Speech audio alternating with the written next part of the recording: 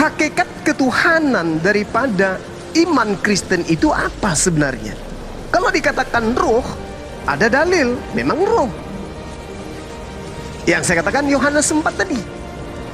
Kalaupun Yesus dikatakan berinkarnasi, menjadi manusia, tetap saja kenapa Yesus mati? Oh, itu manusianya, yang Tuhannya adalah roh.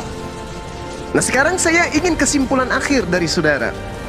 Ketika berbicara mengenai hakikat ketuhanan, di dalam Al-Quran sudah jelas, laisa kamitslihi syai'. Tuhan itu tidak serupa dengan makhluk. Tuhan itu tidak bisa dijama oleh penglihatan mata. La tudrikuhul absar wa huwa yudrikul absara wa huwal latiful khabir. Tidak bisa dicapai oleh penglihatan manusia. Lalu kemudian Al-Quran juga mengatakan innamatun siru manittaba zikra wa hasyir rahmana bil qaib. Allah itu gaib. Gaib artinya tak terlihat oleh mata manusia. Innal ladzina yakhshawna rabbahum bil ghaibi lahum maghfiratu wa ajrun kabir. Sesungguhnya orang-orang yang takut kepada Tuhan, yang tidak terlihat oleh mereka, mereka memperoleh ampunan dan pahala yang besar. Jadi kalau Anda kemudian mengatakan kami takut kepada Tuhan, Tuhan yang mana? Kami beriman kepada Tuhan, Tuhan yang mana? Tuhan Anda ada yang tak terlihat, Tuhan Anda ada yang terlihat. Nah, sekarang saya ingin ada kesimpulan akhir dari penjelasan saudara, bahwa hakikat daripada Tuhannya Kristen itu adalah bla bla bla bla bla bla. Hakikat Yesus yang manusia ini sebenarnya apa, Bung? Itu pertanyaan saya.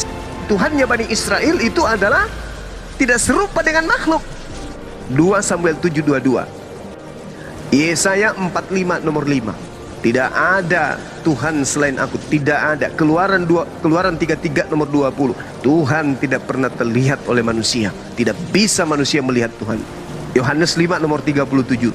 Bapa itu tidak pernah dilihat. Tidak ada orang yang bisa melihat Bapa. Nah, ini Yesus di tengah-tengah Bani Israel muncul, dibunuh oleh manusia. Yang saya tanya, hakikat manusia Yesus ini apa? Silakan. Hakikat dari Yesus adalah firman Elohim, rohnya Elohim yang telah menjadi manusia, wujud dan cahaya kemuliaan Elohim. Itulah Yesus. Ibrani 1 ayat 3. Tadi firmannya yang menjadi manusia, itulah Yohanes 1 ayat 14. Itulah hakikatnya Yesus. Kesimpulannya terlalu banyak. Hakikat itu adalah keadaan yang sesungguh-sungguhnya. Keadaan yang sesungguhnya. Yesus Dia adalah Tuhan dan Juru Selamat. Itu dia. Tuhan itu gelar, Juru Selamat itu pekerjaan. Yang saya tanya hakikat. Udah diterangkan seperti itu. Apalagi mau kalian maksud? Hakikat Yesus roh tadi Ibu bilang, betul? Rohnya Elohim, firmannya Elohim yang menjadi manusia. Itulah Yesus. Kita sepakat menurut pemahaman Ibu Darni, hakikat daripada Yesus adalah roh Elohim, betul? Firman Elohim, ya, rohnya Elohim, ya. Beda dengan roh-roh kita yang ada di bumi ini, ya. Kalau kita, roh kita pemberiannya Elohim. Kalau Yesus langsung rohnya langsung menjelma jadi manusia. Itu dia. Mau turun menyelamatkan manusia dari dosa, gitu dia. Beda. Ibu Darni bisa membacakan saya kemudian Yohanes 3 nomor 34. Bisa? Silakan. Yohanes 3:34. 3 nomor 34. Yohanes 3 ayat 34. Judul perikopnya kesaksian Yohanes tentang Yesus. 34. Sebab siapa yang diutus Allah, dialah yang menyampaikan firman Allah. Karena Allah mengaruniakan rohnya dengan tidak terbatas. Itu dia. Ya.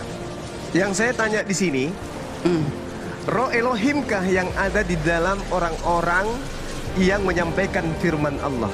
Menurut Yohanes 3 nomor 34. Ya, termasuk nabi-nabi. Baik. Berarti pada hakikatnya nabi-nabi itu hakikatnya adalah roh Elohim, betul? Bukan, beda. Pemberian, itu pemberian. Sama kayak kita manusia kalau nabi-nabi. Sama seperti kita seluruh manusia ini. Karena kalau tidak ada roh Allah yang di dalam diri kita manusia ini, kita dead, mati. Kalau Yesus beda. Dia Elohim itu sendiri, rohnya itu sendiri yang turun ke bumi mau menyelamatkan, mau menebus manusia dari dosa. Nabi-nabi, para nabi-nabi yang lain nggak ada tercatat sebagai penebus manusia dari dosa. Hanya Tuhan itu sendiri yang bisa menebus. Karena di perjanjian lama pun selalu Elohim mengatakan, akulah penebusmu, akulah juru selamatmu. Itulah Yesus menjadi manusia turun ke bumi dia. Kalau Yesus khusus langsung rohnya Elohim itu, firmannya Elohim itu turun ke bumi gitu dia loh Bang Juma. Oke, baik. Ibu, satu lagi saya minta boleh? Apa itu? 1 Samuel 18 nomor 10. 1 Samuel 18 tadi ya, ayat 10. Oh, Siap. hah? Iya, Ya. betul.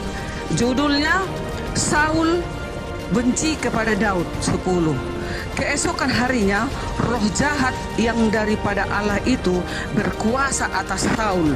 Datang merasuki roh jahat si Saul ini, sehingga ia kerasukan di tengah-tengah rumah. Sedang Daud main kecapi seperti sehari-hari. Adapun Saul ada tombak di tangannya. Udah, apa itu? Oke, baik. Kenapa itu? Saya ingin bertanya kepada Bu Dardi. Hakikat Betul. daripada roh setan yang merasuki Saul ini apa?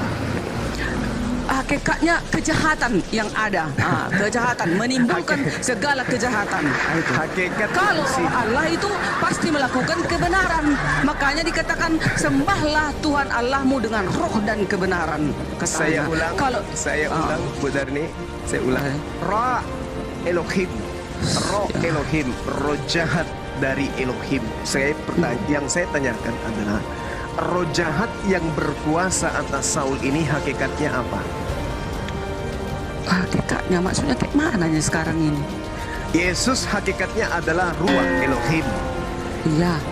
Roh dan Iblis. firman Elohim. Kalau yang merasuk kepada Saul ini adalah roh kejahatan. Nah, Itu. sekarang roh kejahatan ini hakikatnya apa? Iblis lah. Ya, hakikat daripada iblis adalah Kejahatan. Kejahatan Di itu- situ dia berputar-putar. kejahatan itu sifat. Jangan buat gitu aku Bang Juma, aku nggak ada sekolahku. Yang jujur-jujur aja lah. Jadi hakikat Yesus itu adalah ruah Elohim. Hakikat iblis yang datang kepada Saul juga itu adalah ruah Elohim. Bukan gitu. Kalau roh jahat itu rohnya Lucifer. Kan Lucifer ini kan itu dulunya malaikat Lucifer di surga, dia pemimpin biduan. Nah, itulah yang dijatuhkan Elohim sepertiga malaikat bersama Lucifer turun ke bumi.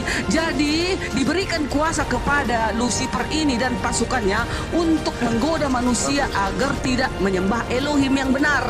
Nah, inilah tadi itu yang masuk ke roh si Saul. Nah, roh dari Lucifer ini, iblis ini.